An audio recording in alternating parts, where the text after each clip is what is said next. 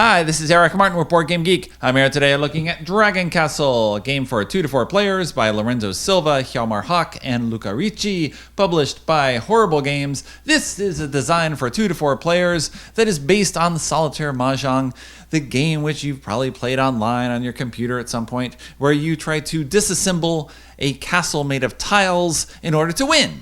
And you don't care what happens with the bricks and that. You're just throwing them left and right, trying not to hit children, try not to cause any damage. You just get rid of them to win the game.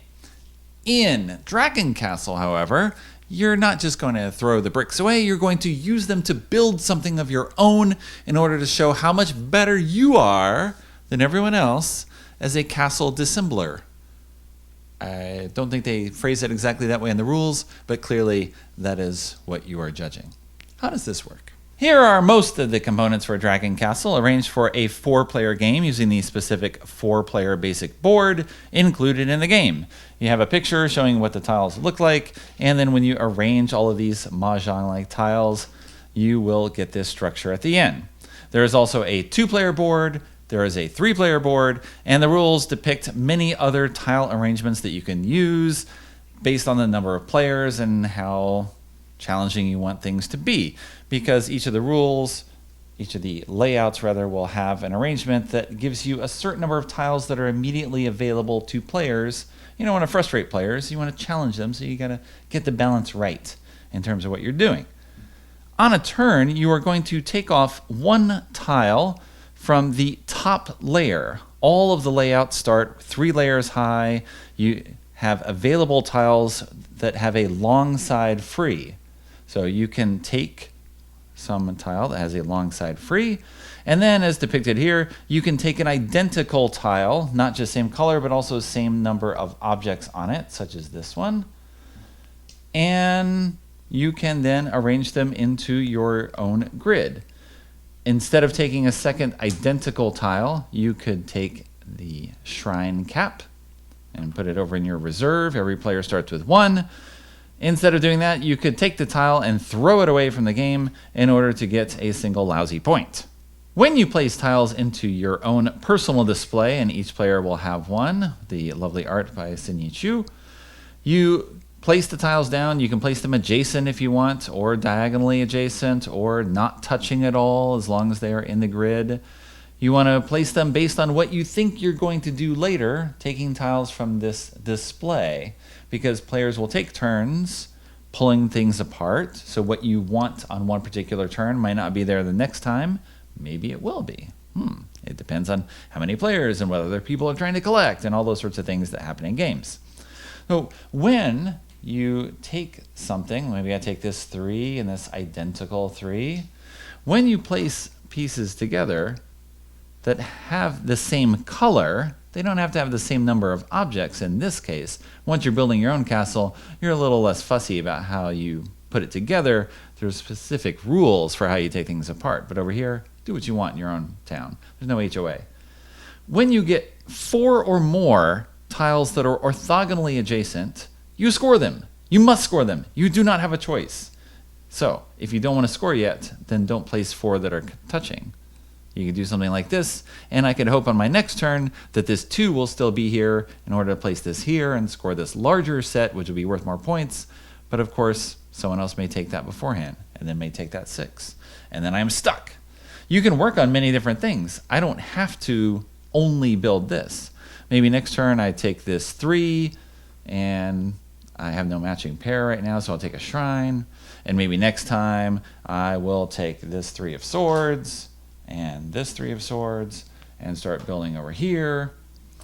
You can build all sorts of different ways. And eventually, you are going to make sets.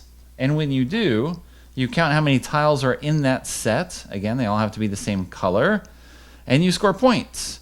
2 points if you have only 4 tiles, 3 points or if you have 5, and so on and so on. And of course, bigger sets are better than small ones. But to build a big set, you have to have lots of little islands that are separated, and then you have to be able to join them all together in one turn. I flip over 5 tiles, I get 3 points, and then if I want, I can cap one of these tiles because I flipped over a yellow. If I flip over a yellow, red, or green, you cap 1. If you do blue or black, you can place 2 shrines. If you do dragons, you can place 2 shrines, you get a bonus point. And at the end of the game, you will score points for the height of the places where you have shrines. But of course, you cannot build on that anymore. You don't have this here and then slip another tile inside.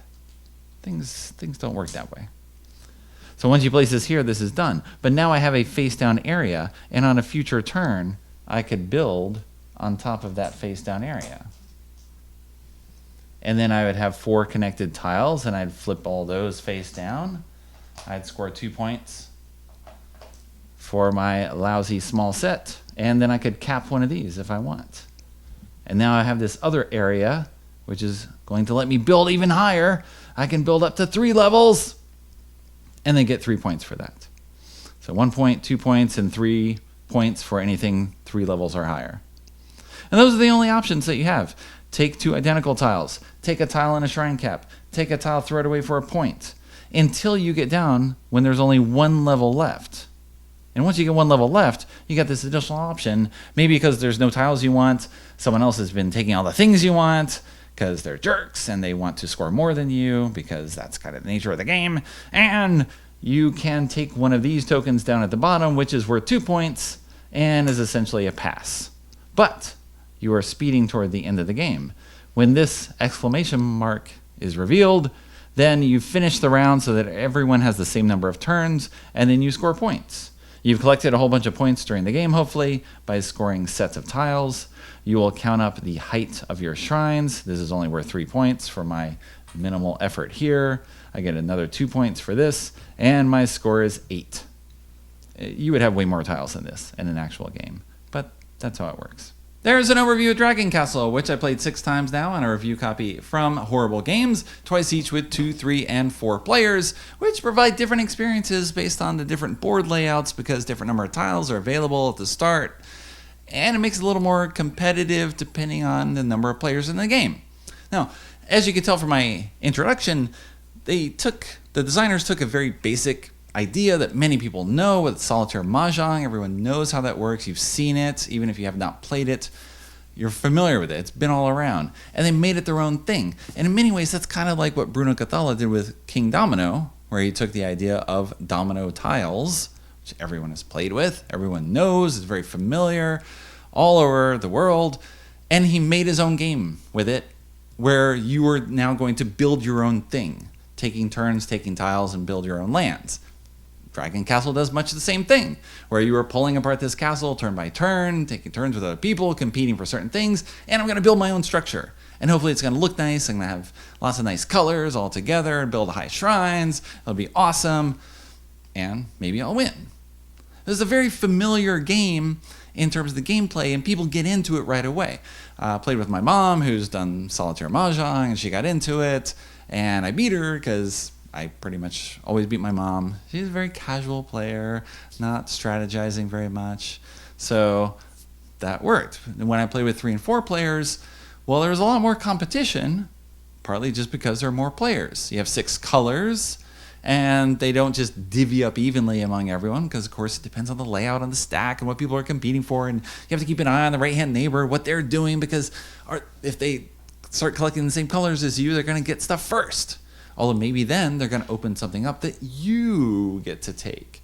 And so there's a lot of that in the game where you're trying to judge who is going to take what on which turns and what's going to be open for you when it comes back around. You start counting how many tiles are left on the 3rd layer, because you can't start initially taking from the 2nd layer, except if you're taking an identical tile, until the 3rd layer is completely gone. Then you can start taking from the 2nd layer, and once the 2nd layer is gone, you can take from the 1st. So you're counting down a little bit here, how many tiles are left. If I take this one, well, there's only the 2 green and a black left, and then, you're just going to start all this and that.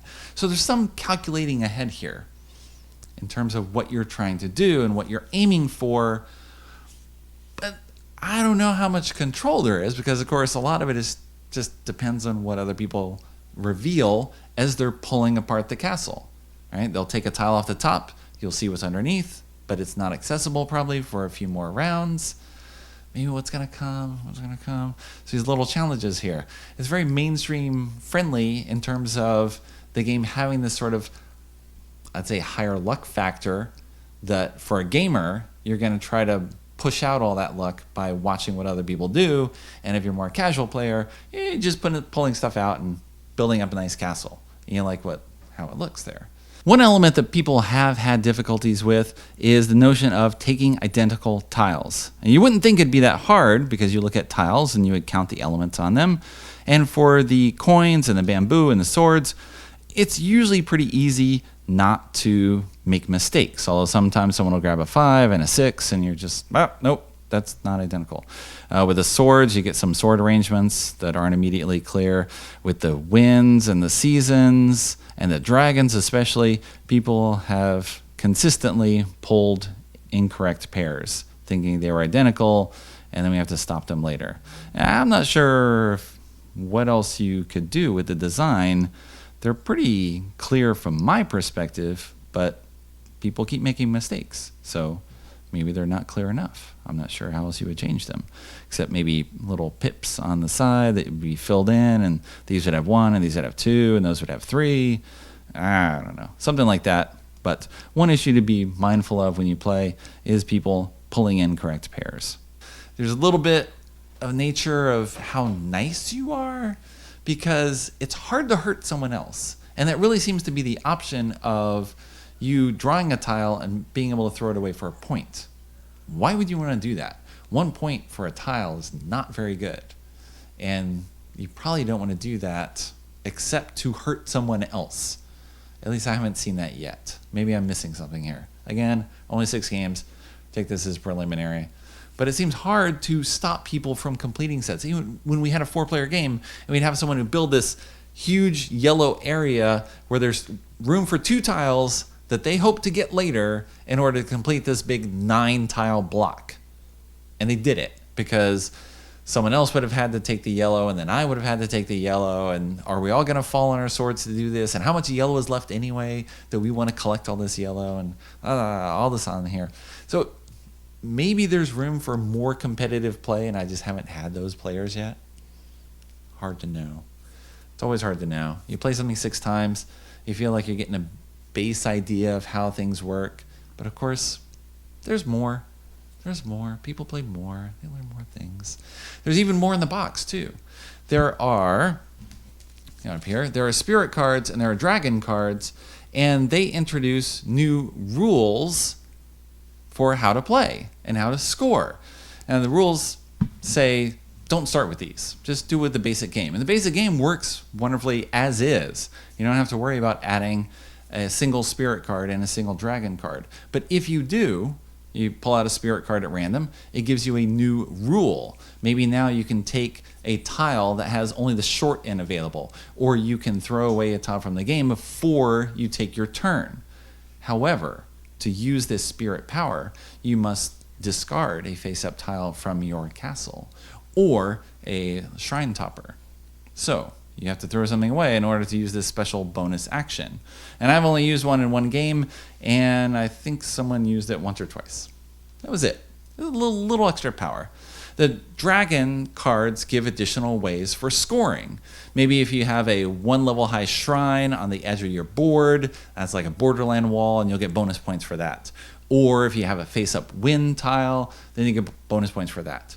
Or other sorts of sets of things, or you're comparing your largest face-up swords versus your neighbors to 7 Wonders style to see who outguns each other in order to get bonus points that way. So there's a little extra twist, give you a little something else to think of as you're pulling tiles off. And you can pull out 1 of each of those or 2 of each of those or however many of each of those you want in order to have more variability in the game, which already has a ton of variability based on just the random arrangement of the tiles and then the different maps that are set up. So it's all kind of there already. Depends on what you want. Variability is a big selling point for games. So this is what they have done. And now you can take it and you can vary it as you wish at your own home.